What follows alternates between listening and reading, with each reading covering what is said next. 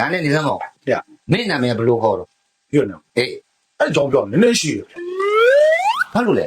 ဟို तू ကအစအဆုံးပြောမှအရှင်ပြသဘောပေါက် ဩအခက်ကပြောပါပြောပါ ပြောရရင်တပီတော့အမေက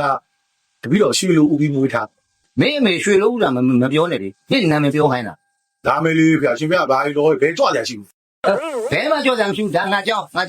ငါတပားတဲ့နေတဲ့ကြောင်းဒါကြောင့်တပားကြောင်းလို့နာမည်ပေးရတာ တပီတော့ပြောမယ်စိတ်ရှိရှိလေးထား ဟုတ်ပြီဟုတ်ပါပြီဗျာ တပီတော့အမေကတပီတော့ကိုရွှေလူဥပြီးမွေးထားတာဆိုတော့အဖေကလည်းရမ်းချမ်းသာတာလေ ပြောပါ ဟိုအဖေနဲ့မေသူတို့လေများတအားချစ်ကြ အိုးအေး အရမ်းချစ်ကြ အေး ရွာရဲလူဆိုတိတ်ခေါ်ကြ ဒါပေမဲ့တပီတော့ရက်တရာအပြည့်မှာအဖေနဲ့မေကွဲသွား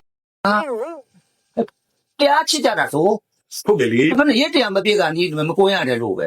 ပြောမယ်လေရှင်ပြတာလောတာပဲဘယ်တော့ကြရှိလို့ ဒီမှာမရှိပါဘူးဗျာမရှိပါဘူးပြောဒီလိုဗျာ အေး တပီတော့ရက်တရာအပြည့်ပါတပီတော့အမေဘေးကမွန်တက်မဲ့အချိန်မှာအဲ့မှာပြဿနာဖြစ်တာ ဟာပြောစမ်းမောင်ဟာ ဒီလိုလေအဖေကလည်း